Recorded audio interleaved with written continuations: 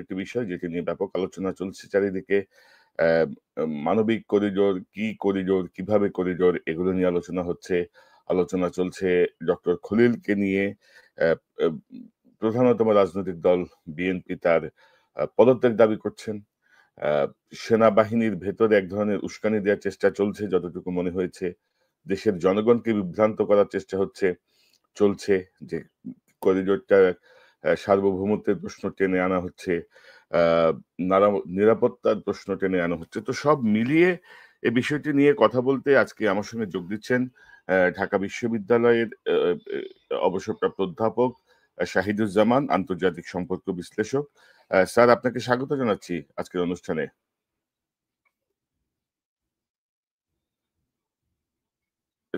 জি জি। তো স্যার, এই যে আমরা যেটা আমি বলছিলাম যে ধরেন গত দুদিন আগে সেনাপ্রধান তার অ্যাড্রেসে অফিসার এবং সৈনিকদের উদ্দেশ্যে তার অ্যাড্রেসে তিনি বলেছেন যে মানবিক করিডোরের মতো স্পর্শকাতর ও ঝুঁকিপূর্ণ সিদ্ধান্ত নেওয়ার এখতিয়ার বর্তমান সরকারের নেই বলে তিনি উল্লেখ করেন। তিনি বলেন, শুধুমাত্র একটি নির্বাচিত রাজনৈতিক সরকারই যথাযথ পদ্ধতি অনুসরণ পূর্বক এরূপ সিদ্ধান্ত নিতে পারে। তিনি আরো বলেন যে করিডোর বিষয়ে সরকার কি ভাবছেন বা জাতিকে একটি প্রক্সি ওয়ারের দিকে ঠেলে দেওয়া হচ্ছে কিনা, এ বিষয়ে সরকার স্পষ্টভাবে কিছুই জানাচ্ছেন না। অনুষ্ঠানের পরের অংশে এক অফিসারের প্রশ্নের উত্তরে তিনি স্পষ্টভাবে বলেন, there will be no corridor. অথচ এই সেনা অ্যাড্রেসের আগের দিন তিন বাহিনী প্রধান ডক্টর ইউনুস এবং ডক্টর খলিল, এদের মধ্যে কিন্তু এক দীর্ঘ সময় একটা বৈঠক হয়েছে যমুনায়, এবং সেখানে কিন্তু সেনা প্রধান সহ তিন বাহিনীর প্রধান এক ধরনের অ্যালাইন হয়েছিলেন যে ওকে ফাইন, আমরা এই বিষয়গুলো নিয়ে এভাবে আমরা আগাবো। কিন্তু পরের দিনই উনি টোটাল মানে রিভার্স একটা ভূমিকায় গেলেন যে করিডোর দিয়ে দেশ বিপন্ন হয়ে যাচ্ছে। আর পাশাপাশি স্যার এটাও ঠিক যে এই মানবিক করিডোরের তো আসলে এখনো কোনো সুনির্দিষ্ট ঘোষণা আসে নাই, কিন্তু তহিদ হোসেন সাহেবের একটা বক্তব্যকে কেন্দ্র করে আসলে বিষয়টা একটা এতটুকু ঘোট পাকানো হলো। বাট আপনার কাছ থেকে জানি, এই যে এক ধরনের বিভ্রান্তি ছড়ানো, সেনাবাহিনীর ভেতরে এক ধরনের উস্কানি দেওয়ার চেষ্টা, স্বাধীনতা, সার্বভৌমত্ব, সব মিলিয়ে স্যার আপনার বিশ্লেষণটাকে আপনি কিভাবে দেখেন এই মানবিক করিডোর এবং সামগ্রিক যে চলমান বিষয়টা? ধন্যবাদ কনক। বিষয়টা খুবই গুরুত্বপূর্ণ এবং বাংলাদেশের অস্তিত্ব সংক্রান্ত বিষয়ের সাথেই রিলেটেড, এবং ব্যাপারটা আমাদের পররাষ্ট্রনীতির ক্ষেত্রে বোধহয় গত 50 বছরে অত্যন্ত মানে টার্নিং পয়েন্ট বলা যায়, ওয়াটারশেড। এটা এত অভূতপূর্ব কূটনৈতিক ইনিশিয়েটিভ যে আমি একজন আন্তর্জাতিক সম্পর্কের অধ্যাপক হিসাবে দীর্ঘ 50 বছর ধরে পড়াশোনা করে আসছি, 40 বছরের বেশি অধ্যাপনাও করেছি। আমি খলিলকে চিনিও না, এটুকু জানি যে সে আমাদের ব্যাচের সাথেই বিসিএস পরীক্ষায় প্রথম হয়েছিল এবং অর্থনীতি বিষয়ে তার ঢাকা বিশ্ববিদ্যালয় থেকে অনার্স মাস্টার্স দুটোতেই প্রথম শ্রেণীতে প্রথম হয়েছিল। তার যে অসাধারণ মেধা এবং অসাধারণ অর্জন, জাতিসংঘে প্রতিটি পদে সর্বোচ্চ পদে গিয়েছে এবং বাংলাদেশকে বিভিন্ন সময় বিভিন্ন জায়গায় রিপ্রেজেন্ট করেছে। আমি যত বেশি দেখেছি তার পরিচিতি, তার অবদান এবং জাতিসংঘের সাথে, ততই আমি মুগ্ধ হয়েছি। অথচ ভদ্রলোককে কিন্তু আমি জানি না, কিন্তু অ্যাজ অ্যান একাডেমিক, আমি একজন শিক্ষাবিদ হিসাবে এবং পররাষ্ট্র নীতি নিরাপত্তা বিষয়ে শিক্ষাবিদ হিসাবে এটা আমার দায়িত্ব, আমার ধর্মিক দায়িত্ব বলতে পারো, যে আমার নিজের দেশের স্বার্থে তার এই যে পররাষ্ট্র নীতি ও নিরাপত্তার পদচারণা বিষয়গুলো এবং তার যে এক্সপ্রেশনস গুলো আমি দেখলাম নিউজ কনফারেন্সে, তা থেকে আমার মনে হয় আমার একেবারেই নৈতিক দায়িত্ব এটা তুলে ধরা, যে আমি সত্যি বিস্ময়ে বিমূঢ় হয়ে গিয়েছি যে কোথায় করিডোর একটা উদ্ভট ধারণা, যেটা নিয়ে সেনাবাহিনী প্রধান কেন তার দরবারে এই প্রসঙ্গ উত্থাপন করলেন।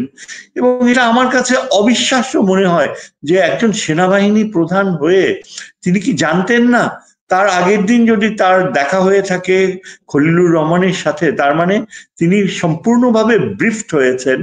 এবং এটা আগে বারবার বলা হয়েছে যে খলিলুর রহমান নিজে বলেছে যে করিডোরের কোনো প্রসঙ্গই আসেনি, করিডোর এখানে মোটেও প্রযোজ্য নয়, কেননা করিডোরের যে কনসেপ্ট তিনি আলোচনা করেছেন বাংলাদেশের সাথে মায়ানমারের এই বাস্তবতায় কোনো করিডোরের ব্যাপারই আসে না।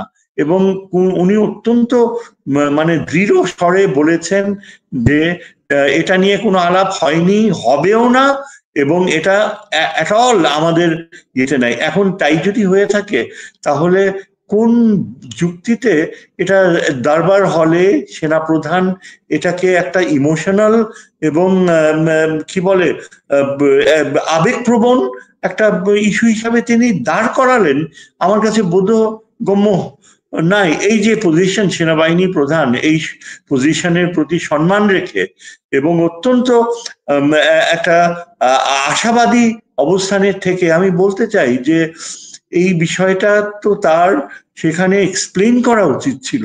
একজন সেনাবাহিনী প্রধান নিশ্চয়ই অবগত থাকবেন যে খলিলুর রহমানের উপরে কত বড় একটা সেন্সিটিভ অস্তিত্বজনিত দায়িত্ব। এটা আমি একটু এক্সপ্লেন করি যে কেন খলিলুর রহমানের এই নিরাপত্তা উপদেষ্টার পদ এত গুরুত্বপূর্ণ এবং ভারতের জন্য এটা এত স্পর্শকাতরই শুধু নয়, ভারত কেন আন্তরিকভাবে প্রচন্ড উদ্বেগের সাথে তার অপসারণ দাবি করে, তাকে সরাতে চায়। এবং এই যে অজিত দোভাল ব্যাংককে তার সাথে যে দেখা হলো, তারপর থেকে ভারতীয় নিরাপত্তা উপদেষ্টার দৃষ্টিভঙ্গি খলিলুর রহমানের প্রতি ইটস ওয়ান অফ সারপ্রাইজ।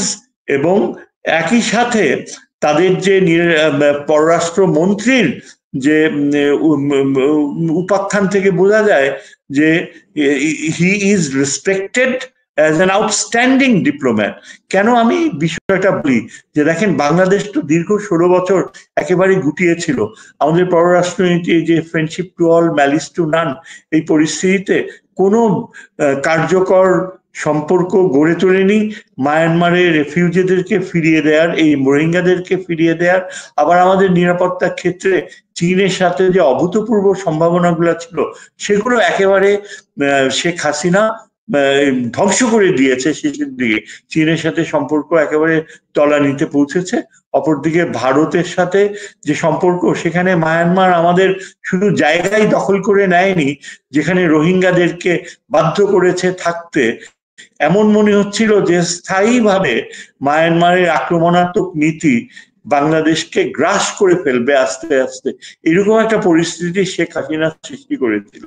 সেখান থেকে আমরা দেখতে পেয়েছি এই ইউনূস সরকারের আগমনের পর থেকে পররাষ্ট্র নীতির ক্ষেত্রে বাংলাদেশ এক অভূতপূর্ব অর্জন করেছে খলিলুর রহমানের দায়িত্ব নেয়ার পর থেকে। ডক্টর খলিল যে মার্কিন যুক্তরাষ্ট্রের নিরাপত্তা উপদেষ্টাদের সাথে যে আলোচনাগুলো করেছেন, দীর্ঘকালীন আলোচনা, তাতে যেটা অন্য কেউ কোনো অতীত পররাষ্ট্র মন্ত্রী বা অ্যাডভাইজার অর্জন করতে পারেনি, সেটা তিনি অর্জন করেছেন। সেটা হলো যে তার দীর্ঘকাল জাতিসংঘে চাকরি করার ফলে তার যে যোগাযোগগুলো সৃষ্টি হয়েছে, তারই ফলন হিসাবে মার্কিন যুক্তরাষ্ট্রের নিরাপত্তা উপদেষ্টা অফিস তার উপর পূর্ণ আস্থা রাখলো। মার্কিন যুক্তরাষ্ট্র বার্মা অ্যাক্টকে আবার নতুন করে প্রয়োগ করার বাস্তবতা সৃষ্টি করলো এমন একটা সময়ে, যখন ট্রাম্প প্রেসিডেন্ট হয়ে ভারতের পক্ষে প্রচুর সমর্থন দেয়া আশা রেখেছিল ভারত। কিন্তু সেই পথে না যেয়ে মার্কিন যুক্তরাষ্ট্রের স্টেট ডিপার্টমেন্ট এবং মার্কিন যে উচ্চপদস্থ কর্মকর্তারা ঢাকায় আসে, মায়ানমারে যে মার্কিন রাষ্ট্রদূত তিনিও ঢাকায় আসেন, ঢাকায় এসে তাদের চূড়ান্ত আলোচনা হয়, অনেক প্ল্যানস হয়, যার ফলে বোঝা গিয়েছে যে রোহিঙ্গাদেরকে ফেরত পাঠানোর ব্যাপারে খলিলুর রহমানের আলোচনার মাধ্যমে একটা অসাধারণ মার্কিন তৎপরতা শুরু হয়েছে। এবং চিন্তা করেন, এটা এমন একটা সময়ে, এই যেটাকে আমরা ইংরেজিতে বলি Khalil could pull the Trump card, এমন একটা সময়ে যখন কিনা মার্কিন যুক্তরাষ্ট্র বাংলাদেশকে ভাতছড়না করতে পারত, যখন কিনা ভারতের প্ররোচনায় মার্কিন যুক্তরাষ্ট্র বাংলাদেশকে কোণঠাসা করতে পারত, সেটা না করে যখন আমরা দেখতে পাই ইউনূস সাহেব চীন সফর করে চীনের সাথে বাংলাদেশের সম্পর্ককে এক প্রচন্ড উচ্চতর মাত্রায় নিয়ে গেল, সেখানেও খলিলুর রহমানের ব্যাপক অংশগ্রহণ ছিল। তিনি আলোচনাগুলো করেছেন, তিনি কূটনৈতিক প্রক্রিয়াগুলো পরিচালনা করেছিলেন, যার ফলে এর আগে চীনের যে নেতৃস্থানীয় ব্যক্তিরা তাকেই ধরে নিয়েছে একজন মানে ম্যান টু ম্যান ডিপ্লোমেসি চালাবার জন্য, যে কারণে প্রথমত চীনের সরকার বাংলাদেশকে আশ্বস্ত করলো যে বাংলাদেশের সোভরেইনটি, সার্বভৌমত্ব যদি কখনো হুমকির মুখে পড়ে চীন তার পাশে দাঁড়াবে। চিন্তা করেন, এই ধরনের শক্তিশালী কমিটমেন্ট শুধুমাত্র চীন একটা মিত্র দেশকেই দেয়, এমন মিত্র যার জন্য সে যুদ্ধে দাঁড়াবে পাশে।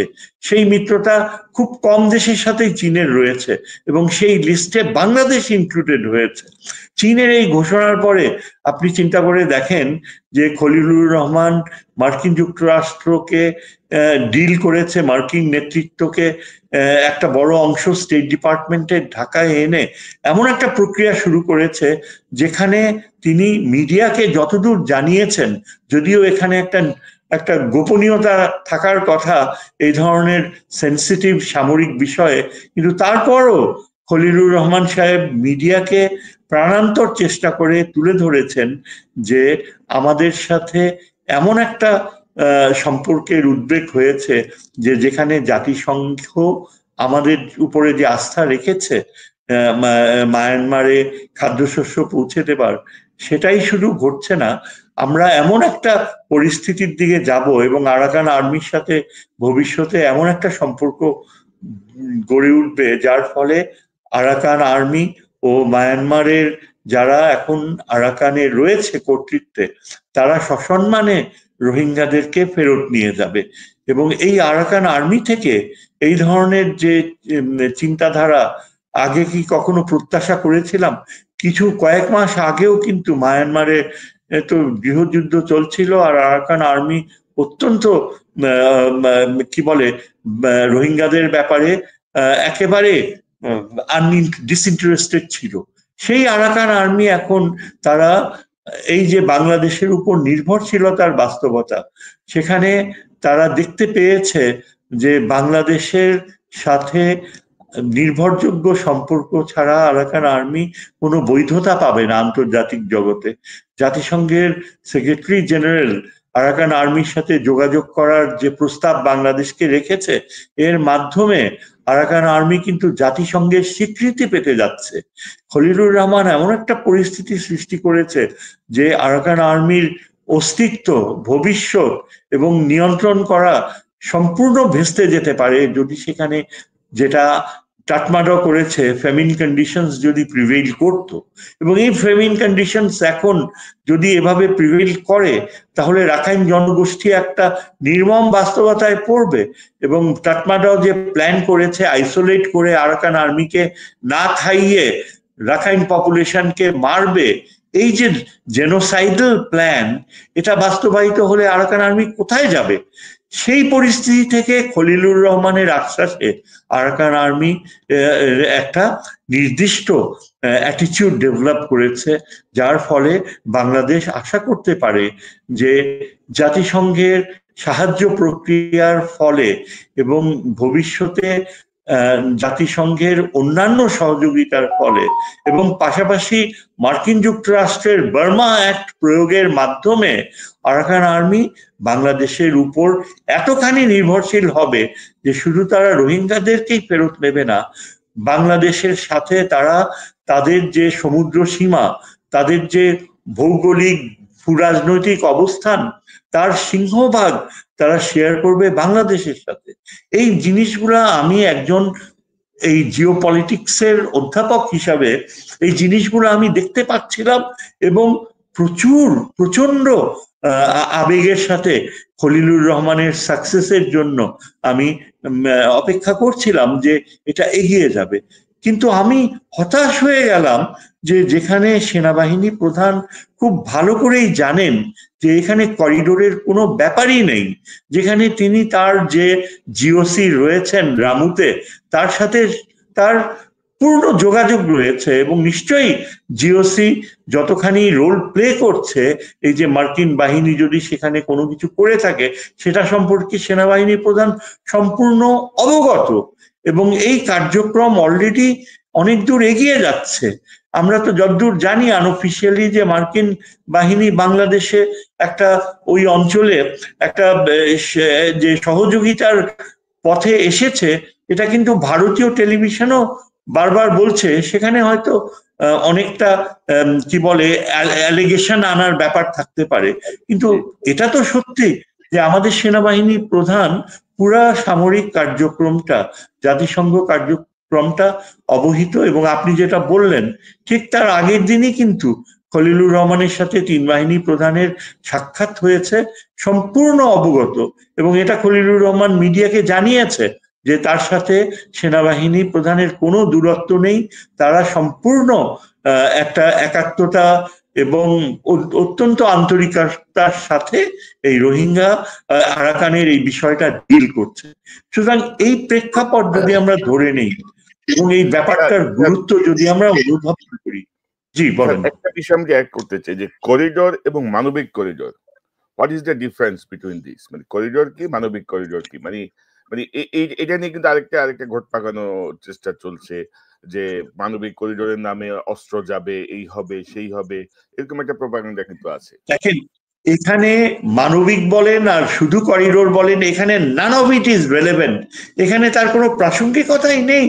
কারণ খলিলুর রহমান সাহেব এটা ক্ল্যারিফাই করেছেন যে পররাষ্ট্র উপদেষ্টা করিডোর শব্দটা উচ্চারণ করার সাথে সাথেই তিনি আবার সেটা উইথড্র করে নিয়েছেন। এটা সেদিন খলিলুর রহমান সরাসরি মিডিয়াকে বলেছে।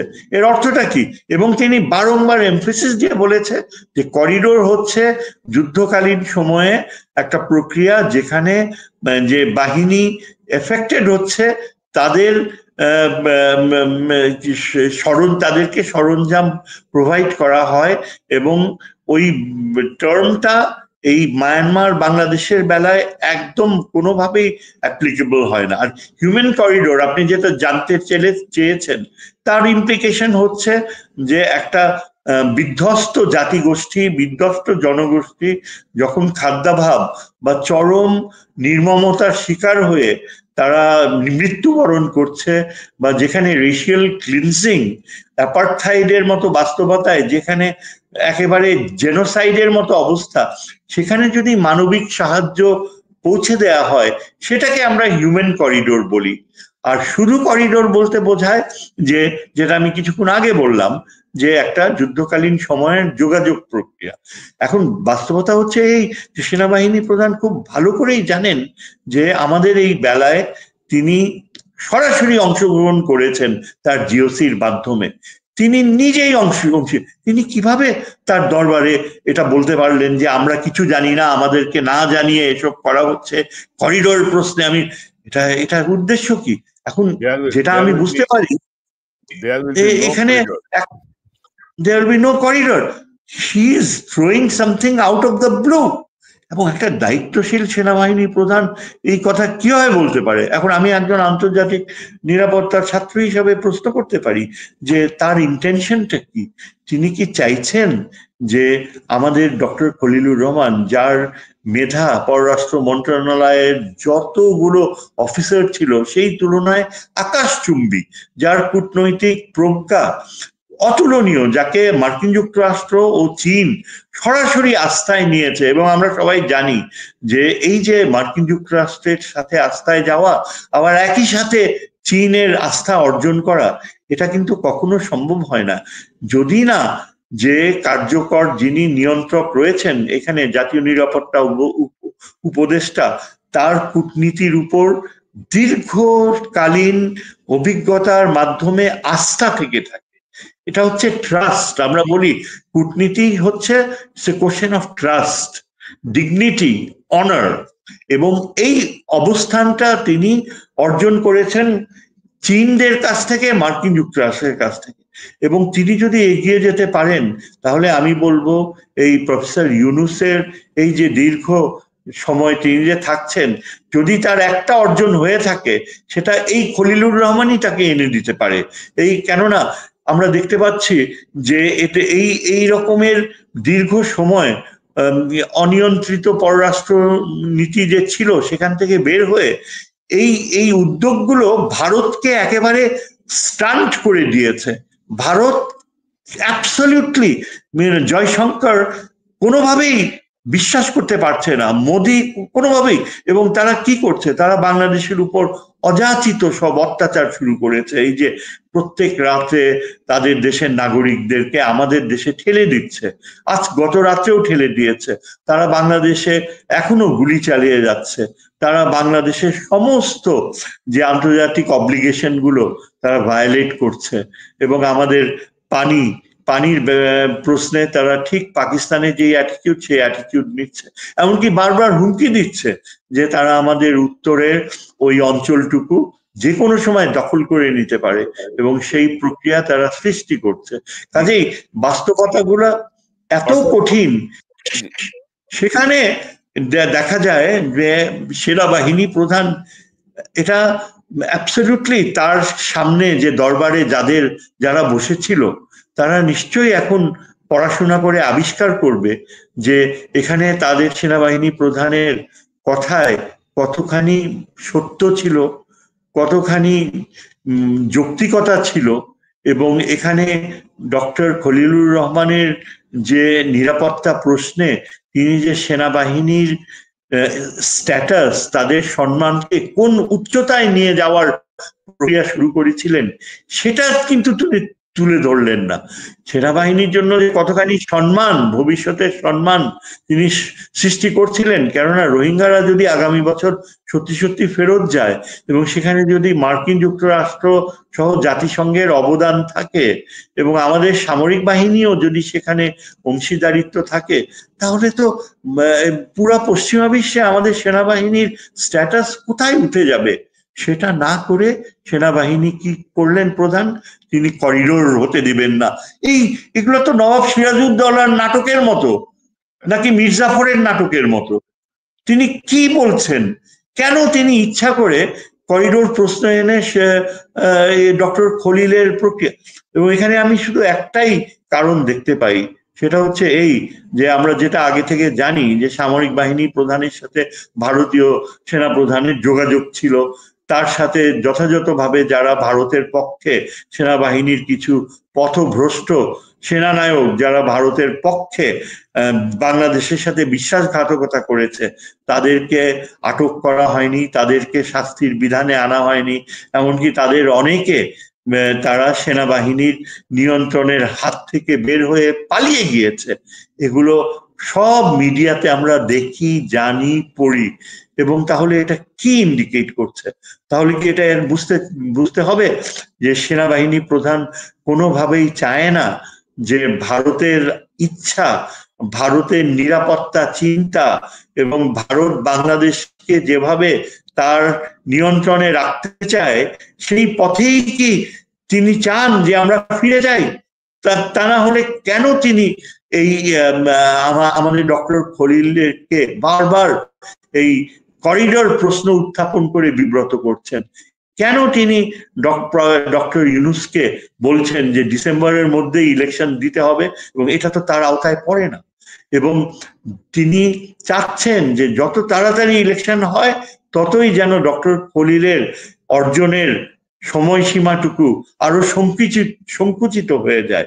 তিনি এমন একটা পরিস্থিতি তৈরি করছেন যেন অ্যাজ ইফ ডক্টর খলিল একজন ভিলেন, এবং যার ফলে আমরা দেখতে পাচ্ছি যে যেই বিষয়গুলো মোটেও বুঝতে পারে না, এমনকি আমাদের যে অপর ভিলেন আমি বলবো এই বিএনপি, তারা এখন আজকে যে এই দাবি উত্থাপন করেছে যে তাদের 3 জন অ্যাডভাইজারকে সরাতে হবে, এবং কথা নাই বার্তা নেই, মানে অবিশ্বাস্য।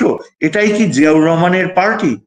তারা তাদের ওই কি রিজভি এবং তার চেয়েও আরো বেশি সালাউদ্দিন একেবারে জোর করে দাবি করে বসেছে যে ডক্টর খলিলকে বিতাড়িত করতে হবে, ডক্টর খলিলকে অ্যাডভাইজার হিসাবে বিদায় করতে হবে। এটা কিভাবে সম্ভব? যেই দলটি বর্তমানে ক্ষমতায় যাবার জন্য প্রচন্ড চাপ সৃষ্টি করছে ইলেকশনের, যেই দলটি আগে প্রেসিডেন্ট জিয়ার হাতে গড়ে ওঠা পররাষ্ট্র নীতির ক্ষেত্রে অসাধারণ অর্জন করছিলেন, এমনকি আজকে যদি প্রেসিডেন্ট জিয়া জীবিত থাকতেন, আমি তাকে অনেক কাছে থেকে ব্রিফ করেছি, তাকে অ্যাডভাইস করেছি, 1.5 বছর আমি তার পররাষ্ট্রনীতি উপদেষ্টা হিসাবে কাজ করেছি, তাকে অনেক কাছে থেকে দেখেছি। আমি নিশ্চিতভাবে বলতে পারি খলিলের যে মেধা এবং যে অর্জন তিনি করেছেন, আজকে প্রেসিডেন্ট জিয়া বেঁচে থাকলে খলিলকে কাছে টেনে নিতেন, তার মেধাকে কাজে লাগাতেন। ঠিক যেমনি 1978 সালে এই খন্দকার মোশাররফ হোসেনকে ঢাকা বিশ্ববিদ্যালয়ের টিএসসি অডিয়েন্স থেকে টেনে নিয়েছিলেন, আপনি আমার দলে যোগ দিন। আমি তখন একজন ইয়াং লেকচারার, আমার চোখের সামনে ডক্টর মোশাররফ জিয়াউর রহমানের আহ্বানে সাড়া দিয়েছেন। তিনি কি জানেন না, তিনি কি বোঝেন না যে প্রেসিডেন্ট জিয়া মেধাকে কতখানি গুরুত্ব দেয়? তিনি কি একবারও আমাকে জিজ্ঞেস করতে পারতেন না? তিনি আমাকে ভালো করে চেনেন এবং আমি তিনি এটা শ্রদ্ধার সাথে আমাকে জানিয়েছেন, আমাকে স্মরণ করেন যে শহীদ তুমি তো জানো সেই দিনের কথা, যেদিন প্রেসিডেন্ট জিয়া আমাকে টিএসসি তে ডেকে নিয়েছিল, এরা তো কেউ জানে না।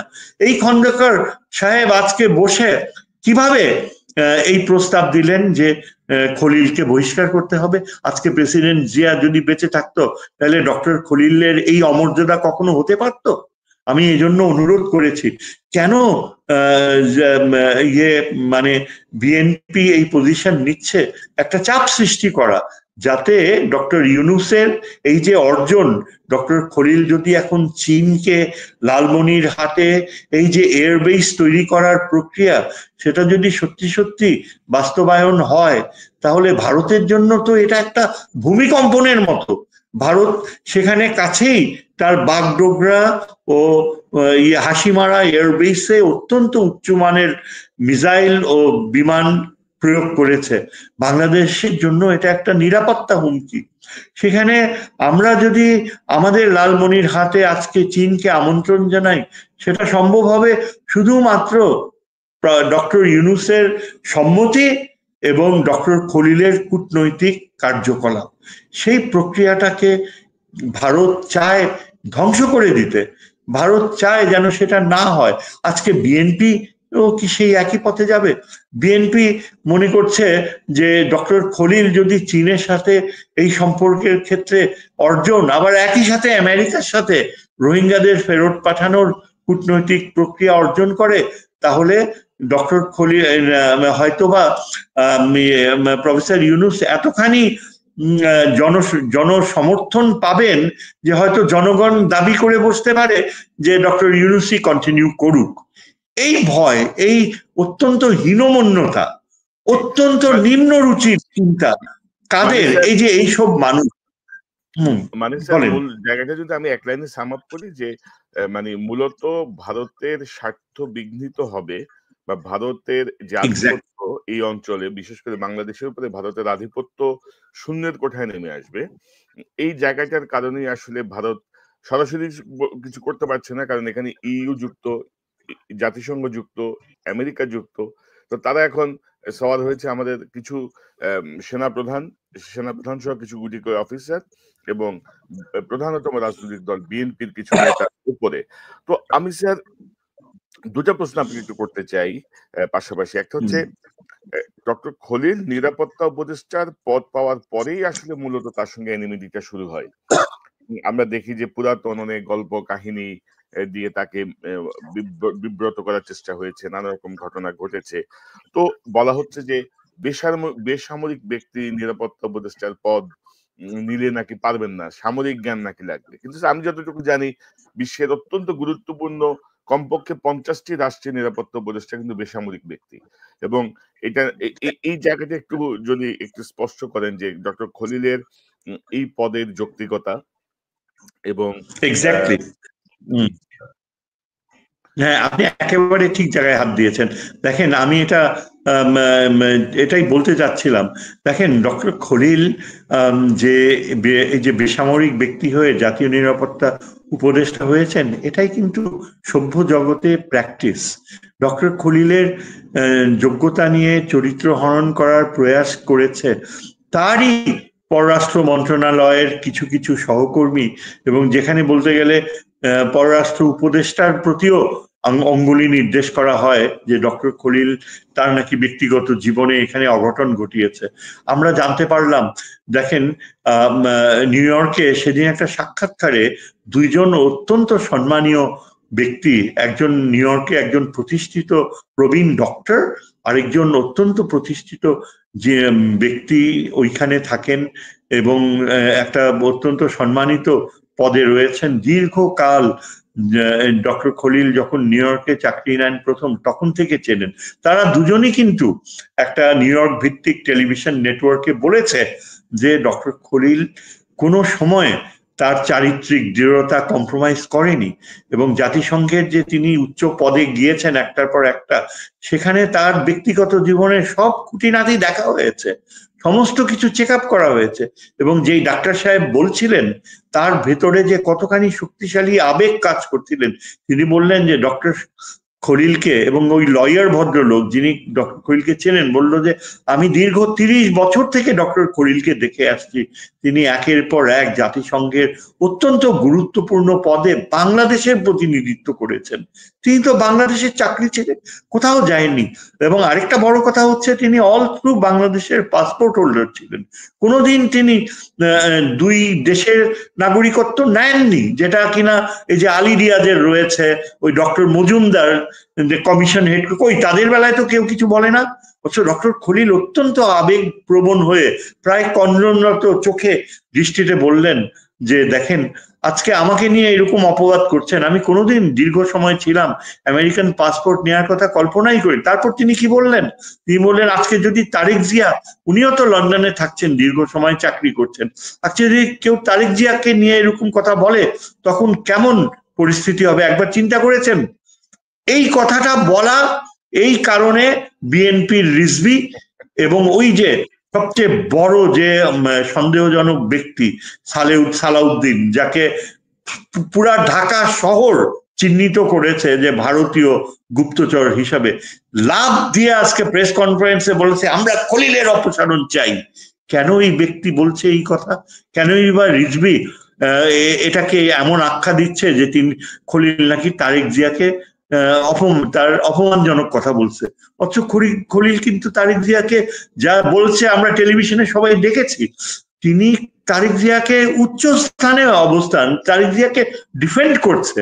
যে আজকে উনি এত বছর বিদেশে থাকে, তাকে নিয়ে যদি তার বিরোধীরা এরকম কথা বলে যে তিনি দুই দেশের তখন কেমন লাগবে? কাজেই এটা কিন্তু তিনি কোনো বলেন, বরং তারেক জিয়াকে ডিফেন্ড করে এই কথা বলেছেন। অথচ কিভাবে এটাকে ডিসইন্টারপ্রেট করা হচ্ছে? এখন আপনার যে প্রশ্নটা আপনি প্রথমে করেছিলেন সেটার উত্তর আমি দেই নাই। ওই যে কি যেন ছিল সেটা, ওই যে সেনাবাহিনী নিউ ইয়র্কের ওই প্রথম অংশটা, যেটা প্রথম অংশটা ছিল যে নিরাপত্তা উপদেষ্টা হিসেবে বেসামরিক ব্যক্তির এইটাই ছিল। হ্যাঁ, এখন আচ্ছা দেখেন, এই যে তিনি একজন সিভিলিয়ান হতে পারে, কিন্তু আপনি দেখেন ভারতের নিরাপত্তা উপদেষ্টা একজন সিভিলিয়ান, মার্কিন যুক্তরাষ্ট্রের সিভিলিয়ান, এমনকি পাকিস্তানেও এর আগের নিরাপত্তা উপদেষ্টা যিনি ছিলেন তিনিও সিভিলিয়ান ছিলেন। একজন সিভিলিয়ান নিরাপত্তা উপদেষ্টা হিসেবে থাকবে, এটাই তো স্বাভাবিক, এটাই কাম্য, সভ্য জগতে এটাই হয়ে থাকে। আজকে বাংলাদেশে যদি সামরিক বাহিনী এটা মেনে নিতে না পারে, তাহলে বলতে হবে যে এখানে তাদের একটা ইনফেরিয়রিটি কমপ্লেক্স, এবং সামরিক বাহিনীর কোন অফিসারের এই যোগ্যতা রয়েছে নিরাপত্তা উপদেষ্টা হতে পারবে? খলিলের নখের কাছাকাছি কি কেউ আসতে পারবে? সামরিক বাহিনী প্রধান তো তার পুত্র তুল্য ডক্টর খলিলের। সামরিক বাহিনী প্রধান যে একটা মাদ্রাসা বা স্কুলের ছাত্র হিসাবে তার যে জ্ঞান ছিল এক সময় বাল্যকালে, তার সেটাই হচ্ছে তার খলিলুর রহমান এর সাথে তুলনা করলে তার অবস্থান। তিনি কি সেটা জানেন না? তিনি কি বোঝেন না যে কতখানি কঠিন বাংলাদেশের অস্তিত্বজনিত কূটনীতি? কিন্তু পুরো ব্যাপারটা কি আমি বলি যে তারা ইচ্ছা করে এই যে বেসামরিক, আচ্ছা তাছাড়া সেখানে সামরিক বিষয়গুলো দেখার জন্য তো লেফটেন্যান্ট জেনারেল হাফিজ রয়েছে, খলিলুর রহমানের তো সময় নাই সামরিক বাহিনী বিষয়ে দেখাশোনা করার, তিনি তো সেখানে কখনো মাথা ঘামায় নাই। স্যার এখানে একটা একটা আবেগের কথা বলি। আমাকে এক সেনা কর্মকর্তা বলছিলেন যে, "আপনি দেখছেন ডক্টর খলিলকে নিরাপত্তা উপদেষ্টার দায়িত্ব দিচ্ছে। একজন বেসামরিক লোককে এখন সেলিউট করতে হবে।" তো আমি বললাম, "ডক্টর খলিল তো একজন যোগ্য লোক। তাকে সেলিউট করলে কি সমস্যা ভাই? তোমরা তো চুপ্পুতে সেলিউট করো না? চুপ্পুতে একটা চোর, প্রতিষ্ঠিত চোর, এসালামের সহযোগী। এটা তো প্রতিষ্ঠিত। চুপ্পুর এটা আন্ডারে খুবই থাকলে সমস্যা চিন্তার নাই।" বিষয় যে দেখেন এদের মানসিকতা কোন স্তরে নেমেছে, কিভাবে কি উদ্ভট চিন্তা। তুমি ওরা বাংলাদেশের নাগরিক, তোমার পেছনে বেসামরিক মানুষের টাকায় তোমার অস্তিত্ব, তোমার বেতন, তুমি জাতিসংঘে যাচ্ছ, আজ পর্যন্ত কখনো তুমি সত্যিকারের যুদ্ধে অংশগ্রহণ করনি, যুদ্ধ হয়েও যাওনি, জাতিসংঘে যেটা করছো সেটা খুব ভালো কথা, কিন্তু একজন সামরিক বাহিনী অফিসার তো যুদ্ধে গেলে তার সত্যিকারের প্রফেশনাল কম্পিটেন্স বোঝা যায়। সেই তুলনায় তুমি জাতিসংঘে যা করছো সেটা তো দীর্ঘ সময় ব্যাপী একটা পুতুল খেলা। পুতুল খেলা করে তুমি মনে করো যে তুমি সামরিক যুদ্ধে যে তোমার উৎকর্ষতা প্রমাণ করার কোনো প্রয়োজন নেই, এটা হতে পারে? আর বেসামরিক ব্যক্তিকে তুমি সেলিউট করবে না? ডক্টর খলিলের মতো এত উপযুক্ত মানুষকে সেনাবাহিনী প্রধান সেলিউট করা, সেটা তো তার সৌভাগ্যর কথা, সেটা তার 7 জন্মের সার্থকতা। তিনি কিভাবে সেনা প্রধান হয়েছে আমরা কি জানি না? তার আত্মীয়তার বন্ধন না থাকলে তিনি কি হতেন? তার কি সেই যোগ্যতা ছিল? তিনি কি মেজর বা লেফটেন্যান্ট কর্নেলের উপরে উঠতে পারতেন? এগুলো কি সত্যি কথা না? এগুলা কি সামরিক বাহিনীর সদস্যরা জানে না? কেন সেই আমি তো মনে করি এখানে আসল ব্যাপারটা হচ্ছে যে principal staff officer lieutenant general Kamrul, তিনি সামরিক যে সম্পর্ক এবং পাকিস্তানের সাথে চীনের সাথে যে সামরিক সম্পর্কগুলো গড়ার পেছনে তার অবদান রয়েছে, তিনি পাকিস্তানের যে সামরিক বিষয়ে আলোচনা করে এসছেন, খলিলুর রহমানের সাথে তার একটা যোগাযোগ হয়েছে, কমিউনিকেশন হয়েছে, সামরিক বিষয়গুলো আলোচনা করেছেন এবং এই বিষয়টাকেই মানে তার চক্ষুশূল হয়ে দাঁড়িয়েছে। শোনা যাচ্ছিল যে হয়তো লেফটেন্যান্ট জেনারেল কামরুলকে সেনা প্রধান করা হবে এবং এই আতঙ্কে এখন লেফটেন্যান্ট জেনারেল কামরুলকেও সরিয়ে দেওয়া হবে আর ডক্টর খলিলুর রহমানকে ডেমোনাইজ করতে হবে। এই যদি হয় বাস্তবতা, এমন যদি হয় যে আপনি একজন যোগ্য সিভিলিয়ানকে সেলিউট করতে আপনি কুণ্ঠাবোধ করেন, তাহলে আপনার প্রফেশনের প্রতি আপনি নিজেই তো আপনার শ্রদ্ধাবোধ হারাচ্ছেন। আপনি কি জানেন না উন্নত বিশ্ব, এমনকি এই যে পার্শ্ববর্তী ভারতে একটা সেক্রেটারি, একটা ডিফেন্সের ডেপুটি সেক্রেটারিকেও সেনাবাহিনী প্রধান স্যালিউট করে, বাইরে ওয়েটিং রুমে ওয়েট করে তাকে দেখা করার জন্য? আপনি কি জানেন না যে মার্কিন যুক্তরাষ্ট্রে অ্যাসিস্ট্যান্ট সেক্রেটারি অফ ডিফেন্সকেও সেনাবাহিনী প্রধান স্যালিউট করে? এগুলো কি আধুনিক বিশ্বের কার্যক্রম আপনি জানেন না? আপনাদের শেখাতে হবে। কোথায় গিয়েছে আপনাদের লার্নিং? এগুলো সব ঘটেছে এই 16 বছরের এই যে হাসিনার প্রতি যে আনুগত্য এবং হাসিনা যে কিভাবে ধ্বংস করেছে। আজকে ডক্টর খলিল যেখানে তাকে অত্যন্ত সম্মানের সাথে সামরিক বাহিনীর এই দরবারে তাকে নিয়ে যাওয়া উচিত ছিল, তিনি বক্তৃতা দিতে পারতেন, তিনি তাদের বুঝিয়ে বলতে পারতেন, সেটা কিচ্ছুই করা হয়নি। সেটা না করে বরং এই যে তার স্ট্যাটাস, তিনি একজন সিভিলিয়ান, এই প্রশ্ন ওঠে। এই প্রশ্ন কিভাবে ওঠে, কেন ওঠে? তাহলে তো আমাদের কোনো দরকার নাই এখানে যদি সিভিলিয়ান। হ্যাঁ বলেন। এবং স্যার গত কয়েকদিনের যে মুভ, এই মুভে আমার সাথে যে একজনের সঙ্গে কথা হচ্ছিল এখানকার বিভিন্ন বিষয়ের সঙ্গে সংযুক্ত, তারা বলছিলেন যে সেনাবাহিনী প্রধানের বর্তমান যে মুভ বা রোহিঙ্গা ইস্যু, করিডোর ইস্যু বা অন্যান্য ইস্যু নিয়ে তার যে বক্তব্য, পাশাপাশি জাতিসংঘের তদন্তে তিনি অসহযোগিতা করেছেন, আবার এখন দোষ চাপাচ্ছেন সরকারের উপরে, এগুলো কিন্তু আমাদের শান্তিরক্ষী মিশনের উপরেও কিন্তু প্রভাব ফেলবে কিন্তু স্যার, যদি বেশি বাড়াবাড়ি হয়, যদি এমন যদি মনে হয়। আপনার কি মনে হয় স্যার? অ্যাবসলিউটলি, আপনি বুঝতেই পারবেন না। জাতিসংঘ এবং আন্তর্জাতিক বিশ্ব, এমনকি স্বয়ং মার্কিন যুক্তরাষ্ট্র, তারা কিন্তু এসব অবজার্ভ করে। তারা they will give you the rope, যথেষ্ট আপনাকে রোপ দিবে so that you can hang yourself. কাজেই এইসব কার্যকলাপ, এই যে জাতিসংঘের যে উদ্যোগকে এইভাবে ইয়ে করা, প্রত্যাখ্যান করার মানসিকতা, এই যে আপনার এত ধ্বংস, এত গোলাগুলি, যে ওয়ার ক্রাইমস কমিটেড হয়েছে এবং সেনাবাহিনীর যেসব জেনারেলসরা এইসব খুনের সাথে সরাসরি যুক্ত ছিল। এবং আমরা এটাও জানি যে যথেষ্ট প্রমাণ রয়েছে ভারতের সামরিক বাহিনীর সদস্যরাও বাংলাদেশে ঢুকে তারা গোলাগুলি করেছে। পুরো বিষয়টা ভারতের এই অজিত দোভাল তারই নিয়ন্ত্রণে ছিল। এবং হাসিনাকে যে প্লেনে ফেরত পাঠানো হবে সেখানেও কিন্তু অজিত দোভালের সিদ্ধান্ত ছিল। এসব কিন্তু সব জানাজানি হয়েছে। এসব আন্তর্জাতিক ট্রাইব্যুনালে আসলে পুরো বিষয়টা আসবে এবং তখন আপনি কোথায় পালাবেন?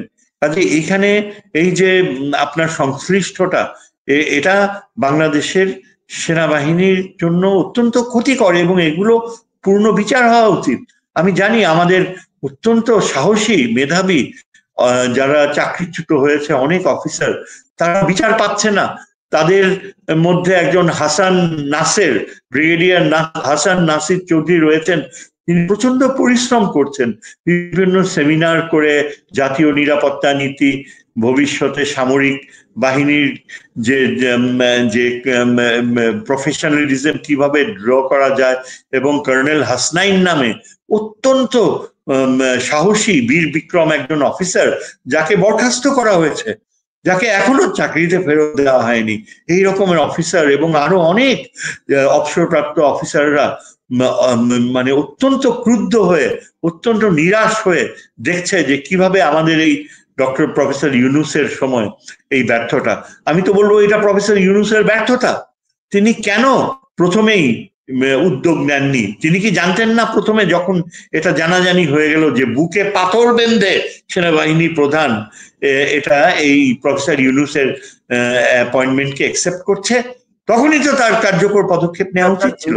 তখনই এই জায়গাতে ডক্টর ইউনূসের উদাসীনতা আছে অথবা ওনার অবহেলা আছে। আমরা কিন্তু আপনি জানেন যে আমরা প্রথম থেকে কিন্তু এই বিষয়গুলো ওনার নলেজে বারবার আনার চেষ্টা করেছি।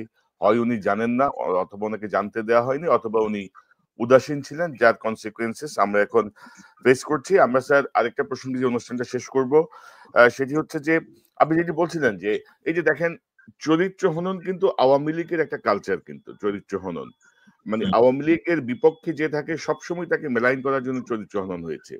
আমাদের সশস্ত্র বাহিনীতে যত কর্মকর্তা চাকরিচ্যুত হয়েছেন বা যাকে যখন যেই মানে অপরাধীর চাকরিচ্যুত করা হোক, সাথে কিন্তু একটা নারী ঘটিত বিষয় যুক্ত করে দেওয়া হয়েছে যেন সে এই বিষয়টা নিয়ে আর কোথাও কথা বলতে না পারে। ডক্টর খলিলের চরিত্র হননের চেষ্টা হয়েছে কিন্তু সেম তরিকায়। এবং একটা সহজ ব্যাখ্যা হচ্ছে 1/11 এর সময় যদি ডক্টর খলিল এরকম কোনো কিছুর সঙ্গে যুক্ত হন, পরবর্তী 16 বছর হাসিনা রেজিমকে তাকে ছেড়ে দিত? হাসিনা রেজিম এটা তাকে তো আরো মেলাইন করার চেষ্টা করতো। তখন তো মানে 16 বছর তো সময় গেছে, তাই না? তো এখন ওই চরিত্র পুরান খেলায় যাচ্ছে। তো সব মিলিয়ে স্যার বাংলাদেশ কোন দিকে যাচ্ছে, বা এই যে সার্বিক যে পরিস্থিতি, ডক্টর ইউনূসের পদত্যাগের কথা, আবার সরে আসা, বাট স্যার আমি কিন্তু কিছু দাবির সাথে একমত রাজনৈতিক দলগুলোর, যে কিছু উপদেষ্টাকে অবশ্যই সরাতে হবে। মানে 23 জন তার মধ্যে মিনিমাম 15 জনকে ফেলে দিয়ে নতুন করে সাজাতে হবে, নাহলে ডক্টর ইউনূস তার অ্যাচিভমেন্টে যেতে পারবেন না। আপনার কাছ থেকে আমি একটু টোটাল একটা বিশ্লেষণ শুনে অনুষ্ঠান শেষ করবো। জি স্যার। আমি একেবারে আপনার সাথে একমত যে তার বেশ কিছু এই যে অ্যাডভাইজার্স যারা একেবারেই পারফরমেন্স ভালো হয়নি তাদেরকে রিপ্লেস করা উচিত। এমনকি আমি তহিদ, আমার বিষয়ে যিনি পররাষ্ট্র উপদেষ্টা তহিদ হোসেনের বিষয়ে আমার মানে তার সীমাবদ্ধতা সম্পর্কে আমার যথেষ্ট সন্দেহ রয়েছে। আমি ঠিক জানি না, বুঝতেও পারি না কি গুণে তাকে এই পররাষ্ট্রনীতি উপদেষ্টা করা হলো, কার ইচ্ছায়, কারা এর পেছনে ছিল। তিনি তো ঠিক মতো আমাদের বিষয়গুলোও বোঝে না।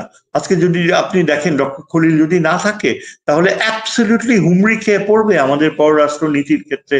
এই যে মার্কিন যুক্তরাষ্ট্র ও চীন যে ভূমিকা রাখছে, আমরা আমার পররাষ্ট্র নিরাপত্তায় যে অসাধারণ পরিবর্তন আসছে, এগুলো সব হুমড়ি খেয়ে পড়বে যদি আজকে ডক্টর খলিল, এই যে এরা দাবি করছে বিএনপি আর এই সেনাবাহিনী প্রধানের যে অ্যাটিটিউড, খলিলকে যদি বাধ্য করা হয় চলে যেতে, তাহলে আমাদের ভারত ভারত একদম সাথে সাথে এই সুযোগ নিয়ে ভারত আবার তার আধিপত্য গড়ে বসবে বাংলাদেশকে, এবং এই ব্যাপারে প্রফেসর ইউনূসের কোনো চিন্তা ভাবনা নাই, কিংবা তিনি এই ব্যাপারে একেবারেই অজ্ঞ। তিনি তো একজন অর্থনীতিবিদ, অর্থনীতির ক্ষেত্রে তিনি যথেষ্ট অর্জন করেছেন। বাংলাদেশে এখন বৈদেশিক যে রিজার্ভ খুবই ভালো, এমনকি বিদেশে যারা থাকছে তারা ওয়ার্নিং দিয়েছে, এবং এই ওয়ার্নিংটা এই বিএনপি ও সেনাবাহিনী প্রধানের দিকে অ্যাড্রেস করেই বলা হয়েছে, যদি ডক্টর প্রফেসর ইউনূসকে কোনোভাবে সরানো হয় তাহলে সম্পূর্ণ রেমিটেন্স বন্ধ হয়ে যাবে। তার মানে বাংলাদেশের অর্থনীতি মুখ থুবড়ে পড়বে। প্রফেসর ইউনূসের সাথে বা ডক্টর খলিলুর রহমানের সাথে এই যে আপনারা সহজভাবে এই আচরণ করছেন, একবার রিয়েলাইজ করেন, আপনারা কি পারবেন তখন অর্থনীতিকে ঠেকাতে? কোথায় যাবে তখন সামরিক বাহিনী প্রধানের এই ঔদ্ধত্য? তিনি কি জানেন, তিনি অর্থনীতি বোঝেন? তার শিক্ষাগত যোগ্যতা কতটুকু যে তিনি দাবি করছেন ডক্টর খলিলের বিষয় নিয়ে এই যে মিথ্যাচার করছেন? কাজেই রেমিটেন্স বন্ধ হয়ে যাওয়া আগামী দিনগুলোতে প্রফেসর ইউনূস যদি যে আস্থা রয়েছে পুরা পশ্চিমা বিশ্ব মুখ ঘুরিয়ে নিবে, এবং এটাই ভারত চায়। ভারত চাইছে যে যুক্তরাষ্ট্র সহ সারা পশ্চিমা বিশ্ব যেন ডক্টর খলিলকে সরিয়ে ফেলার ফলে বাংলাদেশটাকে মুখ ঘুরিয়ে নেয়, এখানে যেন অ্যানার্কি সৃষ্টি হয়, এবং আমাদের সেনাবাহিনী যেন মুখ থুবড়ে পড়ে, এবং সেই সুযোগে ভারত বাংলাদেশে সোজা একটা ডিভিশন পাঠিয়ে দখল করে নেবে। এটা পুরোটাই একটা ষড়যন্ত্র। আজকে যদি ডক্টর খলিল বা আমাদের প্রফেসর ইউনূসকে রিজাইন করা হয় তাহলে ভারতের জন্য 6 মাসও সময় লাগবে না বাংলাদেশকে তার নিয়ন্ত্রণে নিয়ে আসতে। আবার সেই আগের মতো অজিত দোভাল এসে ঢাকায় সমস্ত কিছু বাড়তে দেবে, এবং আমাদের পুরা অ্যাডমিনিস্ট্রেশন, অলরেডি অ্যাডমিনিস্ট্রেশনের ভিতরে প্রচুর মানে আওয়ামী পন্থীরা লুকিয়ে রয়েছে, তাদেরকে এখনো ক্লিন আপ করা হয়নি। আমাদের ইন্টেলিজেন্স সংস্থাগুলো এখনো নানাভাবে ডিস্টার্বড, কেননা এই সেনাবাহিনী প্রধানের কারণে রিফর্মস আনা হয়নি। ডক্টর ইউনূসের এটা একটা বড় ব্যর্থতা যে সেনাবাহিনী, সামরিক বাহিনীর রিফর্মসে তিনি হাত দেয়নি। এবং এই যে আমাদের আগেকার সেই সংবিধানে যে ধারা রয়েছে যেটা সামরিক বাহিনীর জন্য অত্যন্ত অপমানজনক, যে সামরিক বাহিনী কোনোভাবেই দেশে যদি গণতন্ত্রকে হত্যা করা হয় সেখানেও সামরিক বাহিনী কোনো রকম হস্তক্ষেপ করতে পারবে না, এইরকম ধারা হাসিনা অ্যামেন্ডমেন্ট দিয়ে করেছে। অথচ সেনাবাহিনী, সামরিক বাহিনী হচ্ছে সার্বভৌমত্বের প্রতীক। সামরিক বাহিনী হচ্ছে দেশের গর্ব। সামরিক বাহিনী অবশ্যই, যদি সুপ্রিম কোর্ট ফেইল করে, যদি জুডিশিয়ারি কোল্যাপস করে, তখন একমাত্র সামরিক বাহিনীর দিকেই কনস্টিটিউশন তাকিয়ে থাকবে যে দেশের গণতান্ত্রিক প্রক্রিয়া বা দেশের সার্বভৌমত্বকে সেই পথ বন্ধ করে দিয়েছে হাসিনা। আজকে কনস্টিটিউশনে কেউ এটা নিয়ে কথা বলতেছে না। আজকে স্বয়ং সামরিক বাহিনীও এই বিষয়ে নিশ্চুপ। এমনও ক্লজ ইনসার্ট করা হয়েছে যে সামরিক বাহিনী যদি কোনোভাবে ওই ফ্যাসিজম রোধ করতে হস্তক্ষেপ করত তাহলে সেনাবাহিনী প্রধানকে নাকি মৃত্যুদণ্ডের মোকাবেলা করতে হবে। মৃত্যুদণ্ডের ভয় ঢুকিয়ে দেওয়া হয়েছে, এবং এই কারণে আমরা দেখেছি যে সারাটা সময় ইকবাল জি আপনি স্যার হচ্ছে এই বিষয়গুলো একেবারেই আমাদের সংবিধানে এগুলো কারেক্ট করা হয়নি। কেন হয়নি? কেন এগুলো উত্থাপন করা হয়নি? আজকে এখানেই তো প্রফেসর ইউনূসের বড় ব্যর্থতা। তিনি এত দূরত্ব বজায় রেখেছেন সামরিক নিয়ন্ত্রণ থেকে, অথচ শত শত অফিসার যাদের অন্যায়ভাবে চাকরি চলে গিয়েছে তাদের আবার চাকরি ফিরে পাওয়া উচিত। এই যে হাসনাইন, কর্নেল হাসনাইন। স্যার আমরা যখন এই বিষয়গুলো নিয়ে কথা বলি বা সেনাবাহিনী যখন কথা বলে, আপনি লাস্ট অফিসার এড্রেসও দেখবেন, বাংলাদেশের মিডিয়া এখনো পুরো নিয়ন্ত্রণে, তাদের মানে গোয়েন্দা সংস্থাদের নিয়ন্ত্রণে। এত কিছুর পরেও আপনি দেখবেন না বাংলাদেশের মিডিয়ায় কোনো আলোচনা হয়েছে, কেউ একটা কলাম লিখেছেন, কেউ একটা বিশ্লেষণ করেছেন, কোনো কিছু নাই। কিন্তু তো এখন ক্ষোভ এসে পড়েছে সোশ্যাল মিডিয়ার উপরে, বিশেষ করে আমাদের উপরে, যে আমরা নাকি স্যার সেনাবাহিনীর মূর্তি নষ্ট করতেছি। দু একজন কর্মকর্তা, ডিরেইলড অফিসার, যাদের আনুগত্য হচ্ছে পার্শ্ববর্তী রাষ্ট্রের প্রতি, তাদের ব্যাপারে আমরা যখন কথা বলি তা আমরা হয়ে যাচ্ছি সেনাবাহিনীর বিরুদ্ধে অবস্থান নিয়েছি। তো আমার মনে হয় যে জনগণ বোঝে, সাধারণ মানুষ বোঝে স্যার এই মুহূর্তে আমি আগের একটা অনুষ্ঠানে বলেছি, ইতিমধ্যে ইউরোপীয় ইউনিয়ন কিন্তু স্যার বলে দিয়েছে যে সংস্কার এবং করিডোরের ব্যাপারে তারা পজিটিভ, কিন্তু তাদের আহ, আহ, একদম ক্লিয়ার অবস্থান জানিয়েছে। মার্কিন যুক্তরাষ্ট্র জানিয়েছে, তো জাতিসংঘ জানিয়েছে। তো আপনার কি মনে হয় যে কোনো পলিটিক্যাল গভর্নমেন্ট এই ভারত, আমেরিকা, ইইউ, জাতিসংঘ সব মিলিয়ে বাংলাদেশের জন্য সবচেয়ে বেস্ট নেগোসিয়েশনটা তো পলিটিক্যাল পার্টির চেয়ে ডক্টর ইউনূস বেশি করতে পারার কথা, because of his international connections? আপনি কি মনে করেন? এই মন্তব্যটা নিয়ে আমরা করবো। হ্যাঁ, এটা তো অ্যাবসলিউটলি আমরা দেখতেই পেয়েছি, দেখাই যাচ্ছে যে ইন্টারন্যাশনাল ইনস্টিটিউশন গুলো তারা কতখানি, ইউরোপিয়ান ইউনিয়নের প্রতিনিধি ঢাকায় এসে বলেছে যে এটা প্রফেসর ইউনূসের ইচ্ছা, তিনি রিফর্মস যতদিন চান রিফর্মস করে তারপর ইলেকশন দিবেন, এইরকম স্টেটমেন্ট দিয়েছে ইউরোপিয়ান ইউনিয়ন থেকে। কাজে এই যে পলিটিক্যাল পার্টিগুলো যদি মনে করে যে তারা এই বিদেশের অন্যান্য দেশগুলোকে ব্যবহার করবে, মোটেও পারবে না। আজকে বিএনপি মারাত্মক ভুল করছে। কোন বৈদেশিক এমবেসি, আজকে বিএনপি ভারতের দিকে ঝুঁকে যাচ্ছে, কেননা কোনো ওয়েস্টার্ন নেশন, কোনো দেশ তাদের এই অবস্থানের প্রতি মোটেও সমর্থন পুষ্ট নয়, তারা কেউ বলছে না। এখন ভারত ইন্টারন্যাশনাল আন্তর্জাতিক সম্পর্কে নিজেই একটা ভিলেইনের অবস্থানে রয়েছে, অ্যাপারথাইড পলিসি ইয়ে করছে। ডক্টর খলিল যেটা বলেছে সেদিন নিউজ কনফারেন্সে, যে আরাকান আর্মি যদি ইনক্লুসিভ না হয়, যদি রোহিঙ্গাদের না নেয়, তাহলে বাংলাদেশ সরকার মনে করবে যে আরাকান আর্মি ইজ প্র্যাকটিসিং অ্যাপারথাইড। এইরকম অ্যাঙ্গেলে কেউ কি আগে বলতে পেরেছে? কার মেধা রয়েছে যে এইরকম ব্যাকফুটে ফেলতে পারবে আরাকান আর্মিকে? Arakan army is practising apartheid, এবং এই অ্যাপারথাইডের অপবাদ দেওয়ার কারণে সাথে সাথে আরাকান আর্মি এখন তাদের দৃষ্টিভঙ্গি পাল্টাতে বাধ্য হচ্ছে।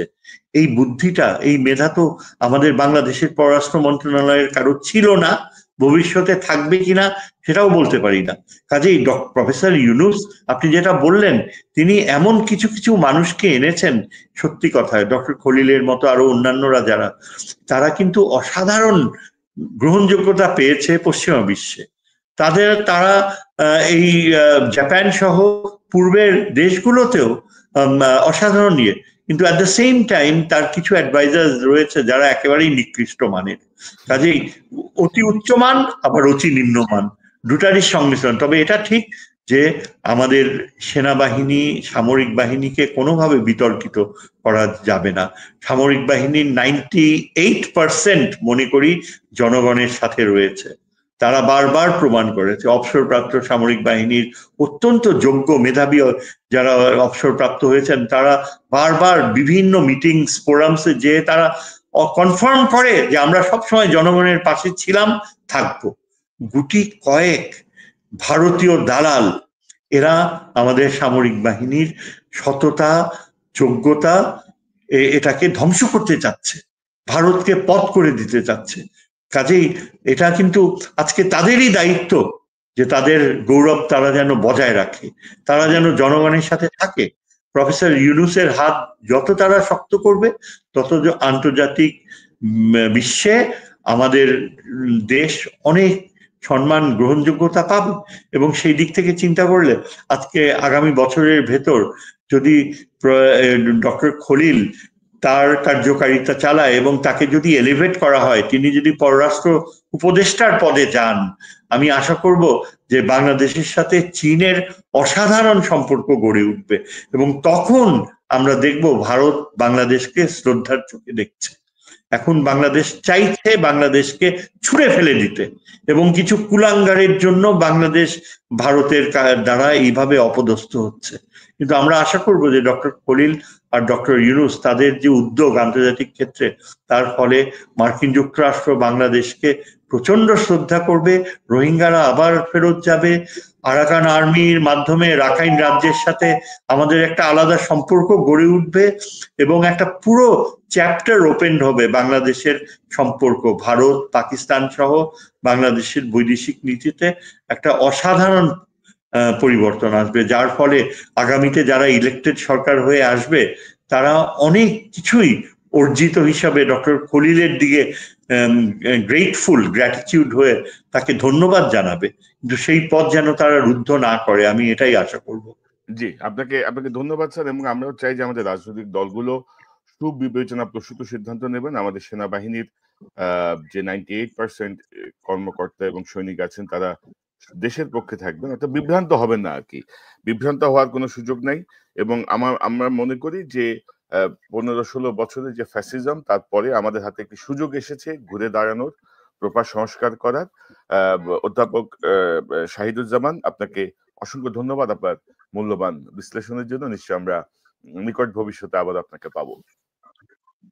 ধন্যবাদ আপনাকেও, যে এরকম একটা মানে বিষয় অত্যন্ত স্পর্শকাতর কিন্তু তারপরেও প্রাসঙ্গিক, জাতীয় স্বার্থের এত গুরুত্বপূর্ণ একটা বিষয় এত শর্ট নোটিসে এখানে এই যে আমরা প্রেজেন্ট করতে পারলাম, I must give you my salute.